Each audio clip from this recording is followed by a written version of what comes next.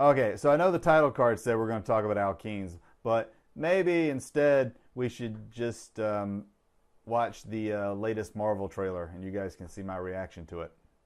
That'd work better, right? Because reaction videos, that's where the real money is on YouTube. Not this chemistry stuff. Because I know when I watch videos or watch movie trailers, I'm not just happy watching just the trailer. I want to see a guy in the corner looking at it with me going, oh! Or, that was dope! Or, maybe that should be my title card. Just not, or the thumbnail rather, on the video. Just me and Spider-Man going.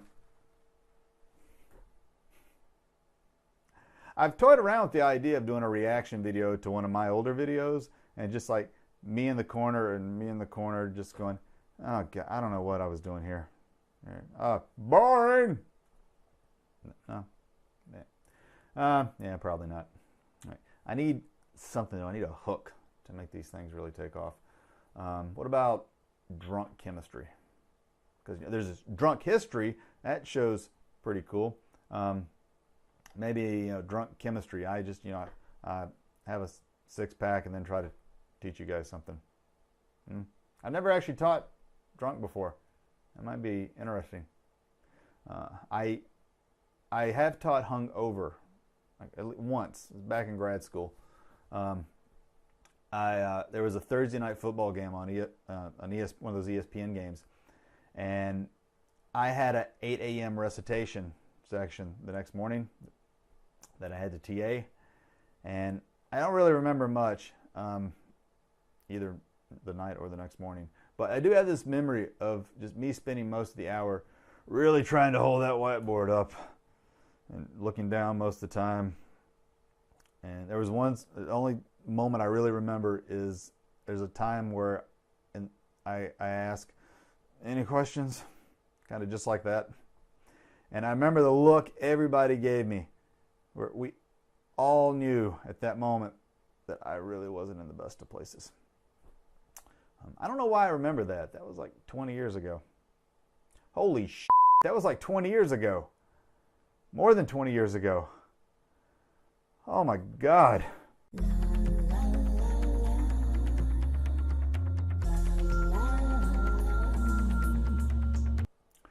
So, alkenes. If you go back and look at the other organic video I did where we talked about alkyl halides, I talk about how a lot, as you go deeper and deeper into organic chem, you start to see a lot of common themes or things that keep occurring and reoccurring. And a lot of the things that we talked about then, you're going to see them pop up now. And you've probably seen them pop up in other places for other reactions you may have talked about between then and now.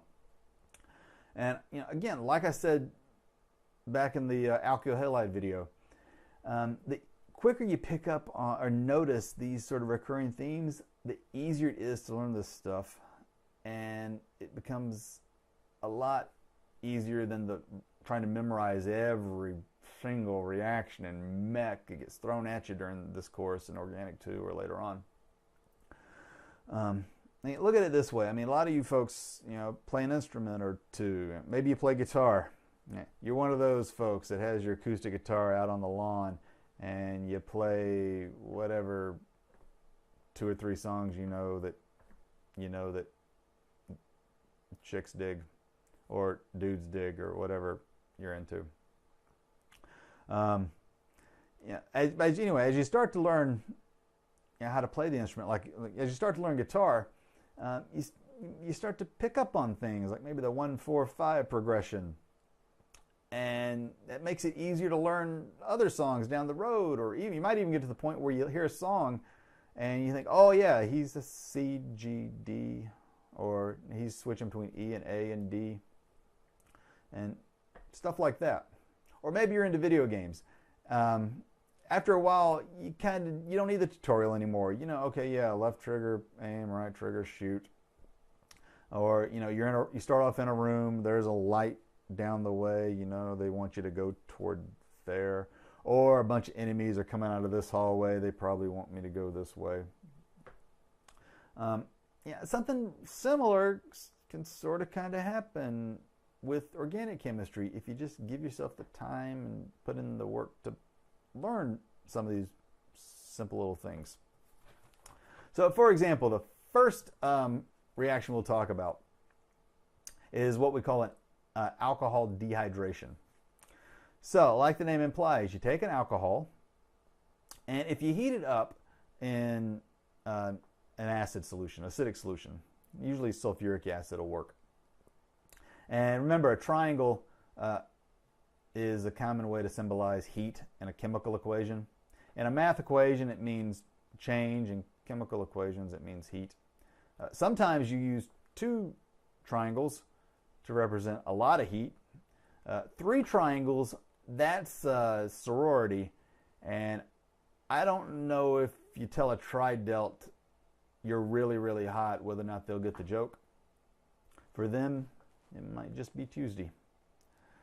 But anyway, when you react it, or when you heat it up in an acidic solution, you're going to lose water,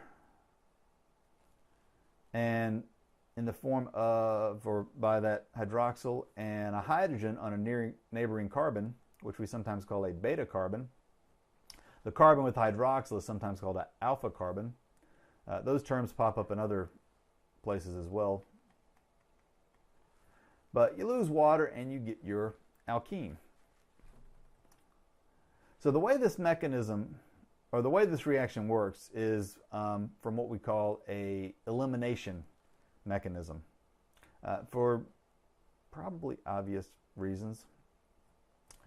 But similar to the substitution reactions, the nucleophilic substitution reactions from the alkyl halide video earlier,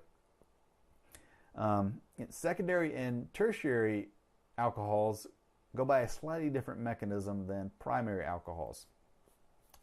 If it's a secondary or tertiary alcohol, they'll go by what we call an E1 mechanism, for the same reason that primary alcohols formed alkyl halides, or secondary tertiary alcohols formed alkyl halides by a SN1 mechanism. So you start with your alcohol,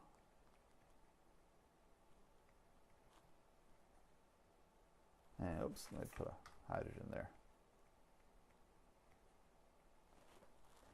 And that oxygen's partially negative, so that's probably the nucleophilic part of your molecule. So you have these hydronium ions floating around. One of them's going to come toward our nucleophilic part of this molecule and pull off a hydrogen or a proton, whatever you want to call it.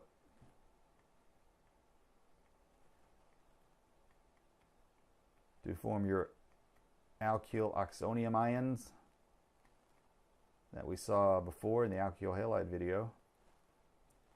And that'll pop off as water, and you form a carbocation. So, whoops. I meant to write the hydrogen there. There we go. There we go.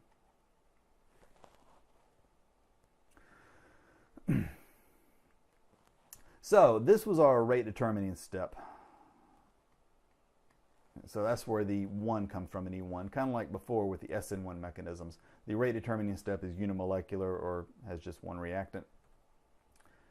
And the carbocation,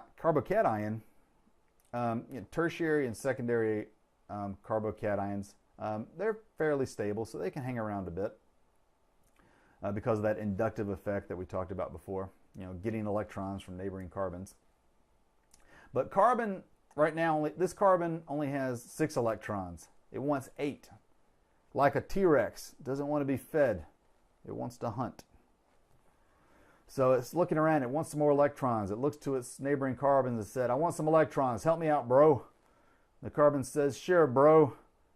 And it kicks off one of those hydrogens because bros before hydrogens. Anyway. And that hydrogen will get picked up from a neighboring water, turning it into hydronium and giving you your alkene. So notice that your hydronium, it reacts in our first step, but toward the end, you lose hydronium. So your acid in this case is catalytic. So you don't need a 1-to-1 ratio of acid to alcohol. You just need a small amount, a catalytic amount. So that's an E1 mechanism. Again, very similar to the SN1 mechanisms as before. For primary alcohols, they'll go by what we call an E2 mechanism. Again, similar to the SN2 mechanisms we talked about earlier. So, where you form your alkyl oxonium ion, you're going to lose the water and form that double bond pretty much simultaneously, which means that water is going to have to come in during this step to pull off that hydrogen or proton, whatever you want to call it. All you nitpicky chemists, don't get too upset if I keep calling it a hydrogen. So it all happens basically in one big step. And it's called, this is your rate determining step, and it's the 2 means second order because you have 2 reactants in the rate determining step. It's bimolecular, your alcohol and your water. And that'll give you your primary alkene. So, with that in mind, let's look at this reaction where you have a 2-methyl 2-butanol. You heat it up under acidic conditions. You've got 2 different beta carbons that you can form that double bond at. So if you pull off the one on the left, you're going to get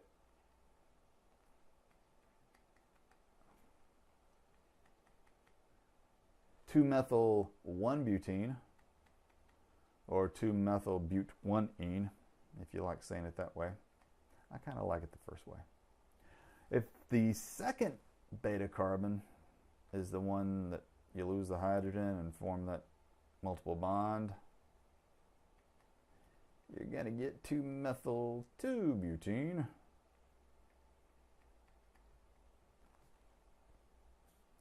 And what you usually see in cases like this is the one with the more substituted alkene. That's your major product. And this is a rule that's commonly known as Zaitsev's rule, which says that the double bond usually forms with the carbon that has the fewest hydrogens. So in this case, you have 3 versus 2. So it typically is going to form with one with 2. And part of that, a lot of that has to do with the fact that, as you probably discussed earlier in class, the more substituted your alkene, the more stable it tends to be.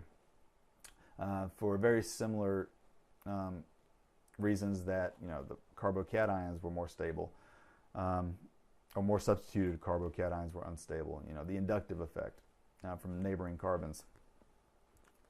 So those are dehydration reactions, and like I kept saying, you compare those mechanisms to the ones we talked about earlier, the substitution mechanisms, or nucleophilic substitution mechanisms. You see a lot of common things occurring in both of those cases.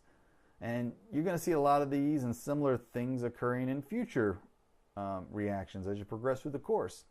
Alkyl oxoniums occur, forming, and Carbocations, whose stability determines whether it's going to be unimolecular or bimolecular rate determining step. Electrophilic, nucleophilic interactions. So the easier it is, or the better you get at picking up on those things, the easier learning these different organic reactions gets. And the easier it gets to predict what products are going to form under certain conditions. So let's talk about one more common method to making an alkene, and that's what we call a dehydrohalogenation reaction. It's a similar type of reaction as a dehydration, only here you start with a alkyl halide, speaking of alkyl halides. And the way you form your alkene is, instead of losing water, you're going to lose a hydrogen halide. But notice the hydrogen is still coming from a beta carbon. And one difference, though, is that for dehydrations, it's under acidic conditions. These type of reactions are usually under basic conditions. And your base can usually be hydroxide, or you need something a little more organic, ethoxide, sometimes abbreviated this way, ETO minus. And this is a common method to make primary alkenes, since for dehydrations, primary alcohols usually occur very slowly, or you need a lot of heat. So, for example, you take, whoops, no, that's right. Take some primary alkyl halide, you react it in ethoxide, and that will give you, you kick off an HX to give you your primary alkene. And regardless of what type of alkyl halides you have, these usually occur via E2 mechanisms. So like before, everything happens in one concurrent bimolecular step. And the way these work, I'm going to flip my H and X around, is that your base comes in, pulls off that hydrogen, and this carbon, again, forms a double bond all in one big step.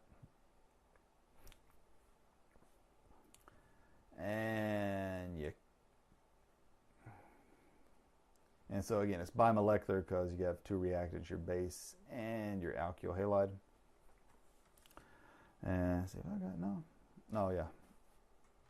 Thought I had a funny looking arrow. Yeah, there we go. That pulls off and that goes there. Thought I was one arrow short. So that gives you your alkene. Plus the conjugate of your base and your halide. So you can see earlier, calling it hydrogen halide was a bit of a generalization, but that's okay. And Zaitsev's rule is still in effect here. So if you have something like a 2-halobutane, excuse me. You got two different beta carbons, one with 2 hydrogens, one with 3. Again, the major product is going to be the one that gives you a more substituted alkene by pulling the hydrogen off the one with the fewest, or the carbon with the fewest hydrogens.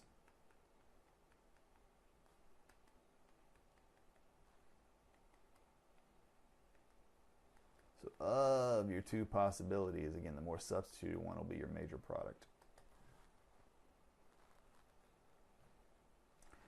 And as far as how reaction rates, or as far as the reaction rates go, generally alkyl fluorides tend to be the slowest because those carbon-hydrogen bonds are pretty strong. But it increases as you go down the group.